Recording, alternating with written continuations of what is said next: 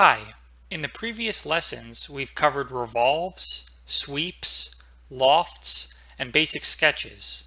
In this tutorial I want to tie it all together and show you how to design a part using some of those techniques that we've learned. So let's go ahead and start a new part. And in a new part we're going to start our first sketch on the right plane here. So I'm going to start a new sketch, come up here, hit sketch, and we're going to draw a profile of the part we want to make. So I thought a lot about a part that can tie together the features that we've worked on before, as I mentioned, the revolves, the sweeps, and the lofts. So what we want to design is a hammer, the head of a hammer.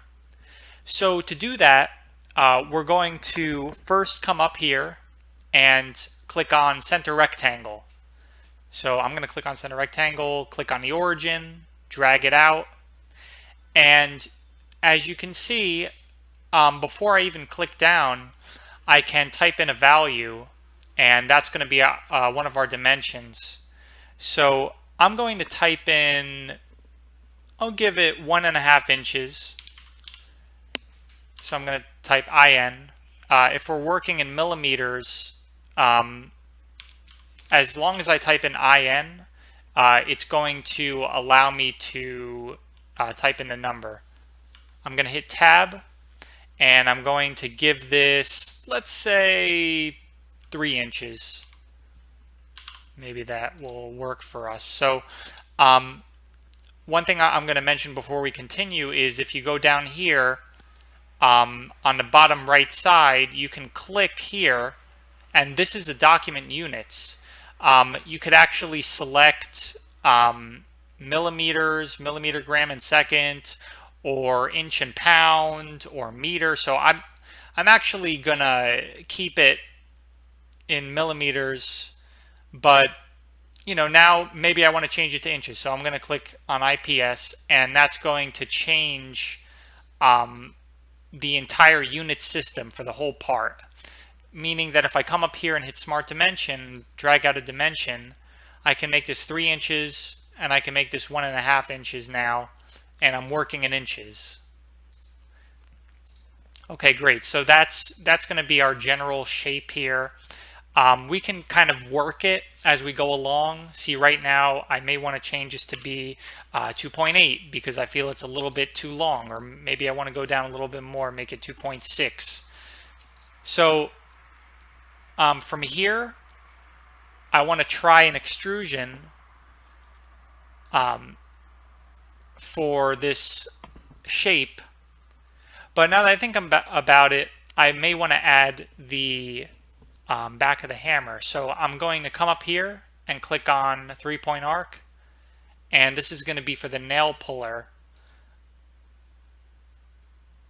I'm going to click down, and as we learned in our lesson about sketches, I can click on these two lines, on the straight line and on the 3-point arc, and if I select both of them holding down shift, I can come up here and hit tangent, and that's going to make the lines tangent.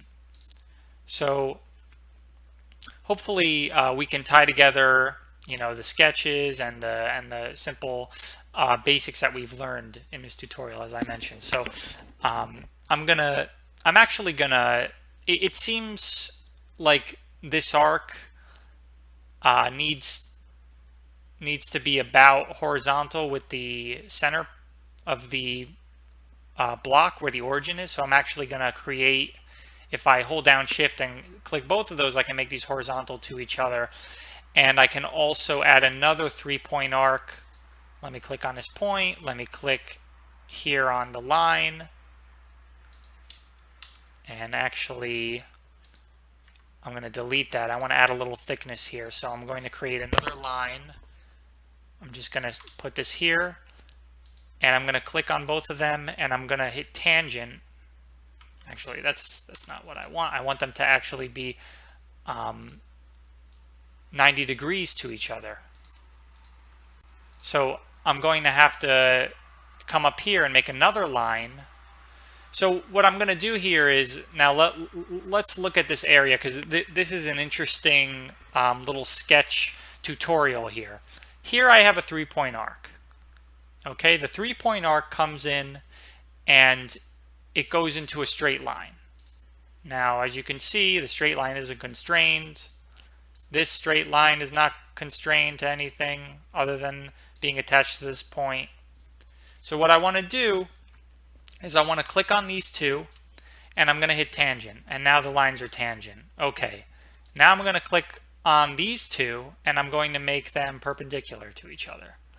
And I can actually come back to this line and make it for construction, because that line, it doesn't do anything other than allow me to make this line perpendicular to it. So you can see, you know, that's what we have.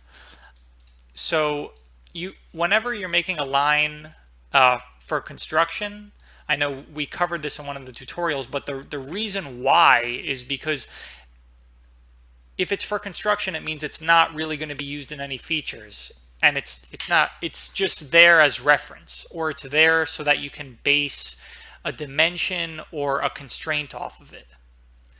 So with that being said, I'm going to put a dimension here on this line, and I'm going to set it to be, let's make it 0.06 inches for now. I mean, we can always come back and change it, but we just want to have a little thickness to it. That's the end of the nail puller. So I feel like this line should be perpendicular here. I'm going to do the same technique that I did before, making this a construction line, clicking on these two, making a tangent.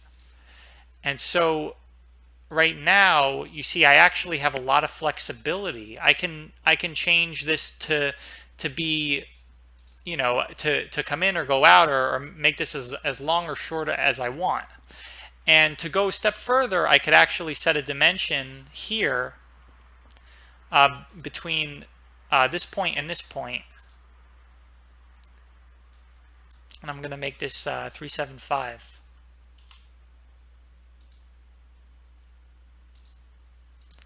So now that we have this set, I want to play around a little bit with the shape, because as this develops, you know, we want to design something that at least looks like a hammer for this example. So to do that, I'm going to come up here, create another line. I'm going to come down. I'm going to make a little box there, and I'm going to do the same thing here on this side. And these two lines, I want them to be horizontal to each other. So as you can see, they move in unison now that they're horizontal. And so I do remember covering this. We can come up here to the trim entities, and I can come in and actually trim these lines that I do not want. And so that's gonna bring us to a little bit more of an accurate shape of what we want. So it's still a little bit funky looking, but we're going to work this sketch as we go along. Right now, I want to create an extrusion for this shape, so that way I get a better understanding of the part as a whole. So I'm going to come up here and click on Extruded Boss Base. I'm going to click on these two profiles, and I'm going to show you the options that Solidworks gives us. So here it says blind for end condition. You can actually come up here, and there are a bunch of different options. So for right now, we're going to click all the way on the bottom one, mid-plane. We'll go over the other ones in other videos, but I'm going to click on mid-plane, and as you can see, it's extruding from both sides of the sketch. So it's extruding up and it's extruding down. And that's the way you want to design it. You don't want to have it coming from one side. So let me show you what that would look like. You don't want it to be blind. You don't want it coming out one side, because then your whole part, it's not going to be balanced in terms of where your planes are, where your origin planes are, and where your origin is. So I'm actually going to make this a little bit thicker. Obviously, It doesn't look right the way it is. So I'm going to leave it about 1.7, 1.8. So I'm going to hit OK. And as you can see, it's obviously a little funky looking. I think maybe it needs to be toned down a little bit. So you can kind of just play around with it and try to get into a shape that you like. And what I could see from here is from the side, it has a profile that we want. But from the top, it doesn't look right. So I'm actually going to create a sketch here on the top plane, not on this face, but I'm going to click on the top plane, and I'm going to start a sketch on the top plane. And now I'm going to create two arcs, and I'm going to start that arc here on the tip at the end here. I'm going to click on that, and I'm going to just click down. All right.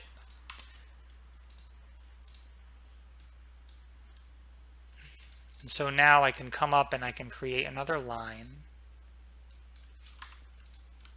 And I'm going to select both of them and make them tangent to each other. Okay, so let's create one more line. I'm going to come out and I'm going to come this direction and I'm going to click here. So now if I create an extrusion from here, so I'm going to go to Extrude Cut this time, not Extrude Boss Base, but actually Extrude Cut. I'm going to click on Extrude Cut, and if I do again mid-plane, so bottom here on the list, mid-plane, I'm going to actually, I take that back. Instead of mid-plane, we're going to select through all, both. Through all both is going to be both directions, so up and down from the plane I'm on now, and in both directions. So as you could see, it's going to cut in both directions. The yellow preview you're seeing is actually where material is going to be taken away. So I'm going to hit OK. And as you could see, that changes the profile on the top. And so I created this feature, and you could see it's only on one side. So I want to mirror this to the other side of the part. So to do that, I'm going to mirror it. Mirroring is going to allow me to create this feature on the other side. So I'm going to click on mirror here up at the top, and the first thing it asks for is the mirror face or plane. So I'm going to come to the feature tree, click on this right here on the feature tree, and I'm going to go to the right plane, and the feature I want to mirror is the cut extrude. So now that that's selected in this box, I can just hit OK. And as you can see, it's done what we want it to do. So as this hammer is shaping up, I may want to edit the first sketch. I may want to change this profile a little bit to be a little bit more realistic. So maybe I want to bring this in, and I'm actually going to just set a dimension here between the origin. I'm going to make this 0.4, and I'm going to make this the same thing, 0.4. And so right now, I feel like these extra constraining lines are not really helping me. I'm just going to delete them for now. And when you delete construction lines that come with the center rectangle, you're going to lose a bunch of constraints, and that can actually mess up other sketches that you've done. So that we might have problems with that. But for now, we're still in the very beginning of creating a part, so it's fine. I'm actually going to go ahead and delete this dimension because it's not helping me anymore. I'm going to move this in, and I'm going to move this in a little bit. actually with the dimension. Maybe I want to make this 0.39 and 0.39.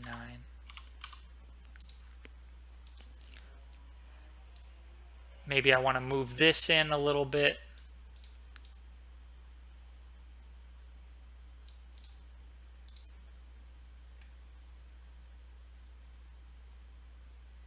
So from here, what we want to do is we want to add some features here on the top for the front part of the hammer. That's the part that's going to be hitting. So we've covered revolves in one of our video lessons here. So that's what I'm going to use to create the part that actually touches the front of the hammer. I'm going to come here on the right plane, and as you could see, the right plane is rightfully in the middle of our part. That's why we like to design around the origin, because as you could see, my planes are where I want them to be. They're where I would expect them to be. And so I can create a sketch right on that plane. So here on the right plane, I'm going to start a sketch. I'm going to come up here, and you can actually see when I hover over this edge, Solidworks automatically brings up the middle of the line. So I'm going to click on that point, and you can see it automatically constrains my line to it. I'm going to bring it out, and I'm going to click on this and make it for construction. And so I can actually come up and get a 3-point arc out. I'm going to click here, and I'm going to set a dimension to be, let's say, 0.75, just as an example. I'm going to make these vertical with each other. And you can see I can actually create this line that I need and this line. And as we've shown in one of our other video tutorials, we need to have a closed shape in order to do a revolve.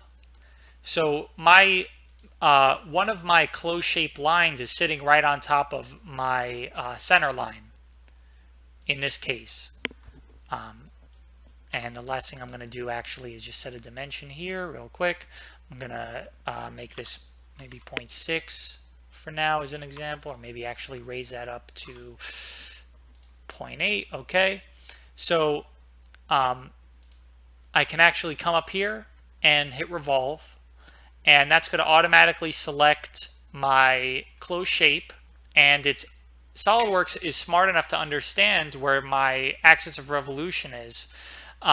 It's probably the reason why it was able to select it is because that's a construction line. So SolidWorks can sometimes pick up construction lines or the center line as the center of rotation. So I'm going to hit OK. And that is one ugly hammer. But that's fine.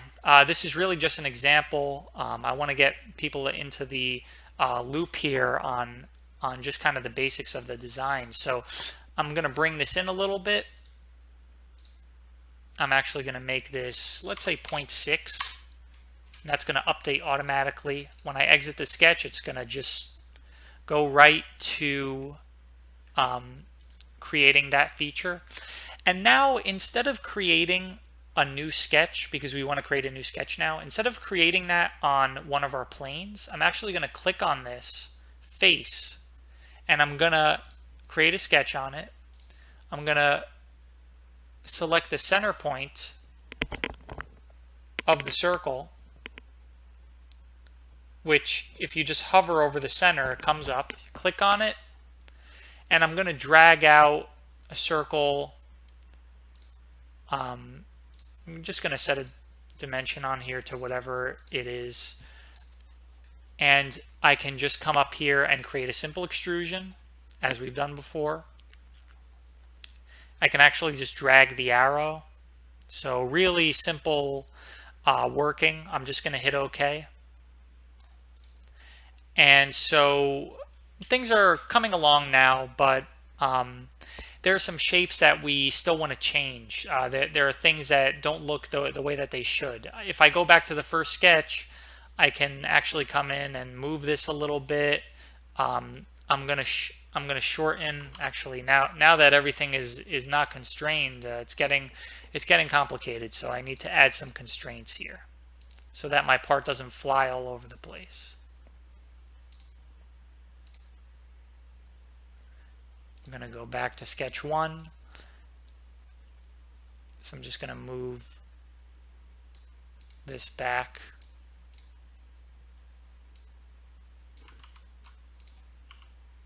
I'm going to set a dimension between these two.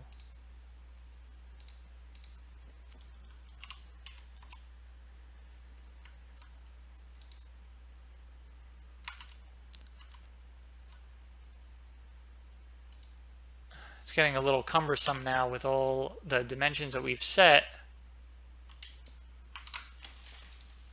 So the problem is I have this dimension set. I have my arc coming down here to 0.06, but there are some problems here happening on this nail puller.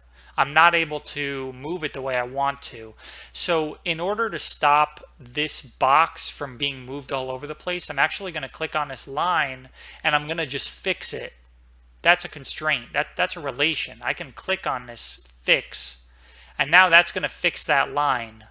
So now I can kind of better focus on what's going on with this and why it's not working without this line here moving.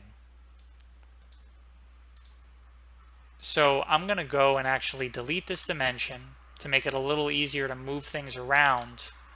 I'm going to fix this line as well. And as you can see, I now have my control back on what I need. So I'm going to move it back to here, and I'm just going to exit the sketch. So that looks a little bit better. It looks a little bit more realistic. Some things have moved around. Now we want to change our revolve. We want to make it maybe 0.4 of an inch, and our boss extrude, it's looking a little large. Let's move that back to 0.6 as well.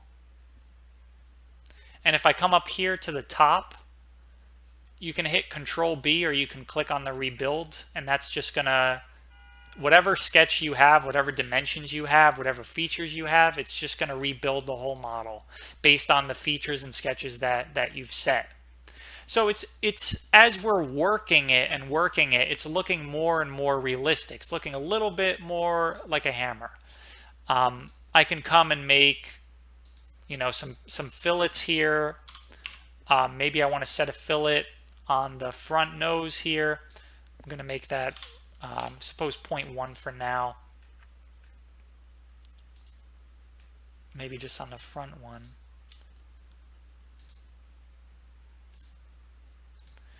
So that's looking a little bit better. I'm going to set another fillet here, and I'm going to click on some of these edges, some of these sharp edges that would not exist in reality if a part like this was made. So I'm going to click on these. I'm going to bump up the dimension here. So let's just see what that looks like. Yeah, it looks a little bit more the way that we want because of those curves. But I think that I've over filleted it, so I'm going to come up and I'm actually going to move that value down a little bit.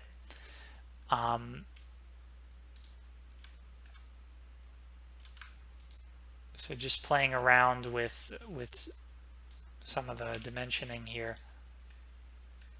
Maybe 0.1 is fine. Maybe a little more.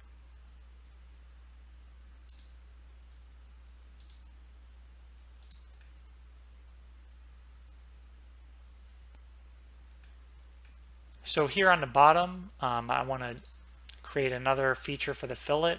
And the reason why I'm creating different features for the same fillet is because if I change it, if I change this value, I can make this 0.3, and then I could have fillet 2 to be 0.1, and I could have this feature to be a different value, so you can set different values for different fillet features. So there are a couple more fillets that need to be added. I'm going to try to group these back ones in with our first fillet feature, and maybe add in these edges as well.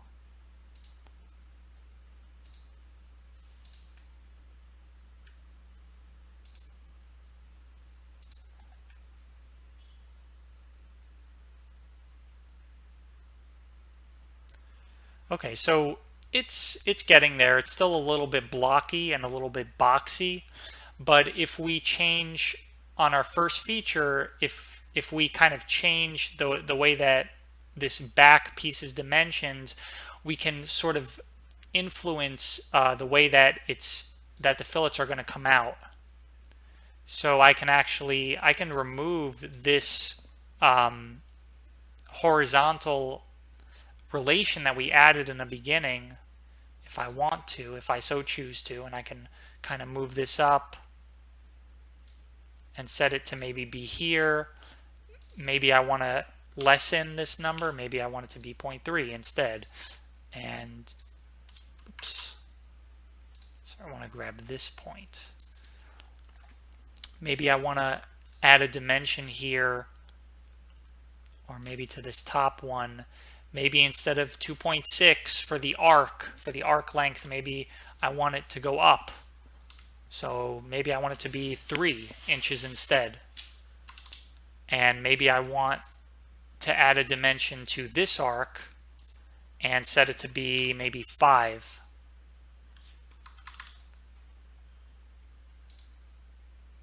So as you could see, that those dimensions kind of change the shape, as you can imagine.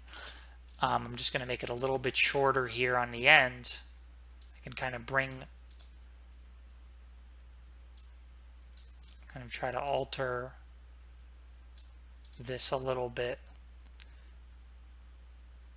I may have to drive this from, not actually from the radii, but just from how close these two are. Okay, so we're just kind of working it. We're kind of playing around with it. Maybe I want to lessen this again. And this is really just the iterative process.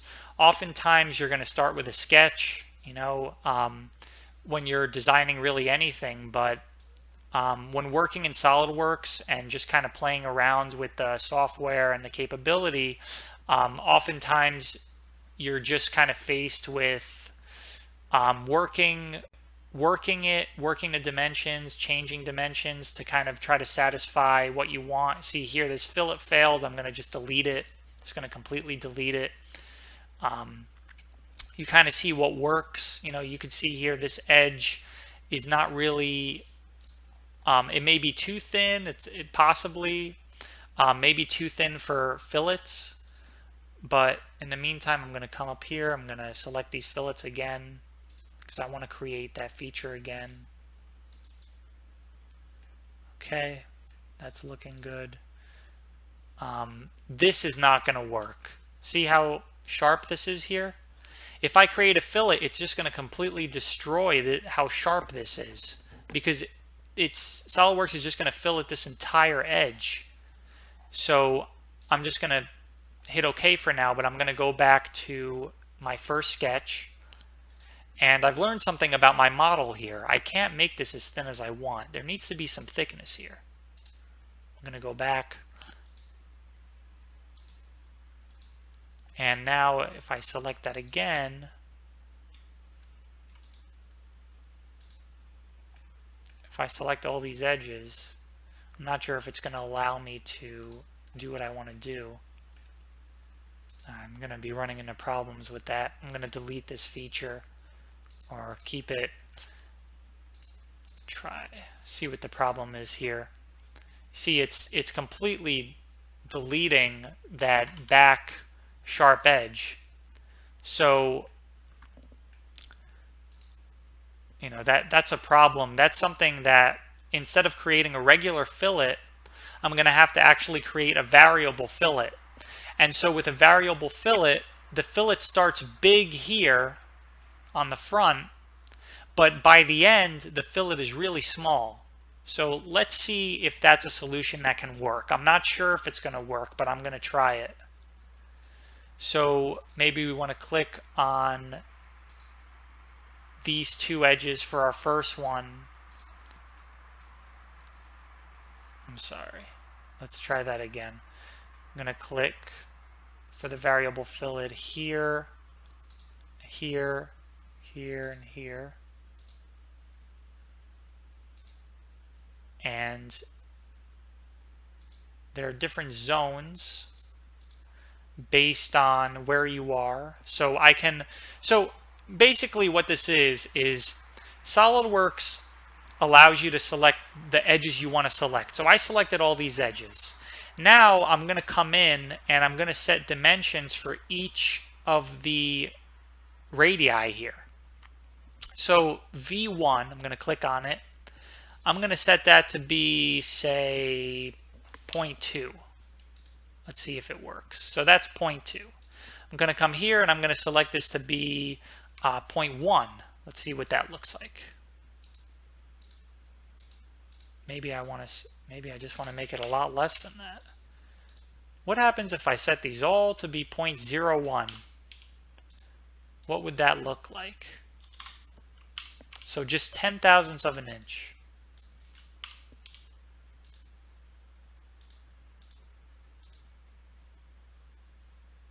This is actually not the zone where I want it to be.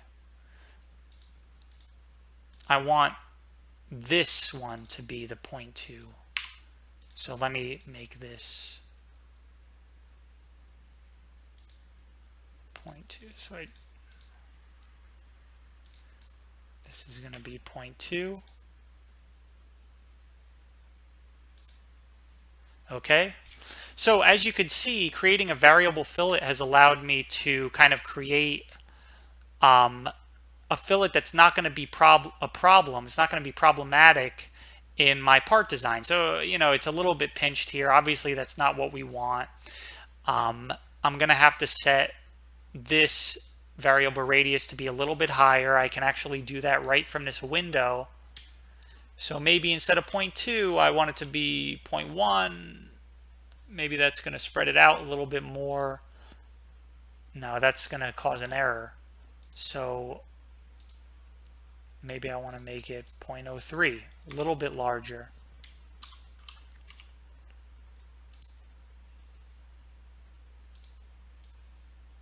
So you just got to play around with it. SolidWorks has a lot of functionality that's going to let you design the part the way you want to, but when you do it in a software, you're going to run into things like this where it's giving you an option to change something, but it's not coming out exactly the way you envisioned. So I can just keep making this larger and larger until it's not a problem. So at 0.07, it looks a lot better. It looks a lot more balanced. So we're just going to leave it at that for now. And I can actually come in here and change the 0.2 dimension to be much higher. I can set this to be 0.5. Let's try 0.5. I think that's a really good looking value.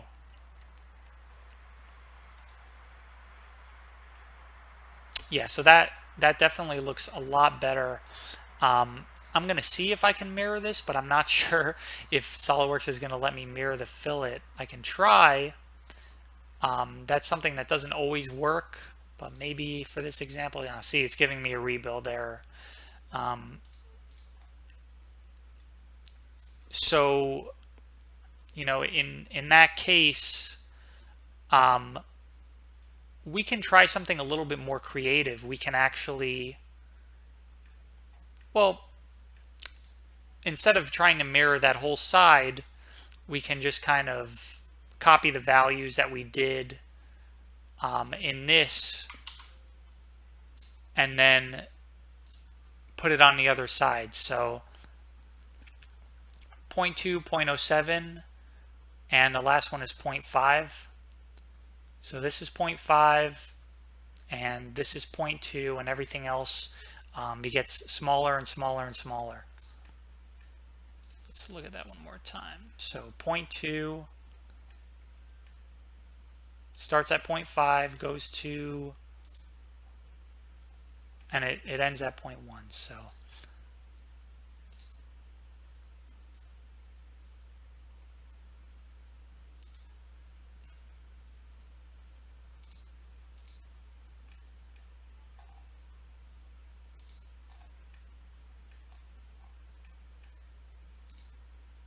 So that's going to be 0.5, and that's going to be 0.1,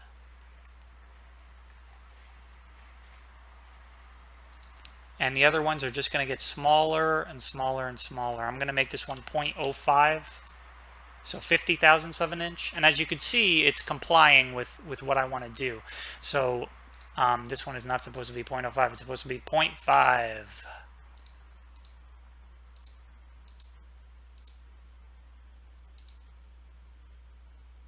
Sorry, that's the back one.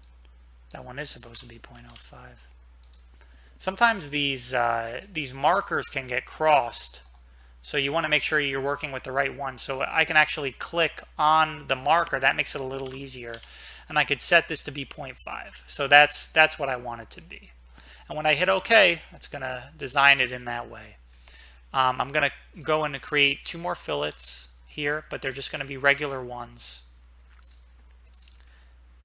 So I can come and make a sketch on the top plane, start a sketch, and I'm going to cut in the shape for the nail puller.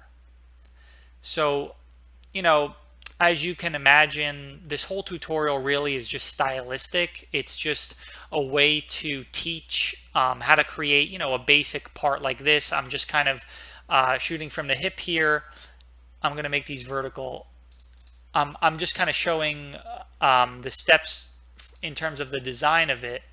So I'm just going to kind of create a V shape, and that's reminiscent of what you would see on a hammer. I'm going to create a for construction. I'm going to click here, for construction line from the origin up to this point. And if I click on this line, I'm going to make sure that it's vertical. Okay, good. Now I can set this line and this line to be tangent, and I can set this line and this line to be tangent. So I'm just going to set a line here to connect them. Okay. And I'm going to make these both equal. And as long as I do that, I should be able to come up here to our extruded cut feature, and I'm going to be cutting in the other direction. So here where it says blind, I'm actually going to click on this reverse direction arrow, and that's going to cut through the part like that. And so I created that cut. Now you can't really have a part made in reality where it comes to nothing, where it, you know, it's not really possible. So I'm going to throw a fillet in there. It's going to be a regular fillet. I'm going to set it to be 0.1 or much less than 0.1, maybe 0.01, just to give it something that's a little bit more realistic. If I change my cut now a little bit, I can kind of bring it in a little bit more, set a dimension between the origin and here. So I'm going to make this a little bit higher, or actually, I'm sorry, a little bit lower. 1.3. And I can drag these out a little bit as well. And that's going to help. Okay, so there's our hammerhead. In the next video, I hope to show how to create the handle and how to put this together in an assembly. Thank you.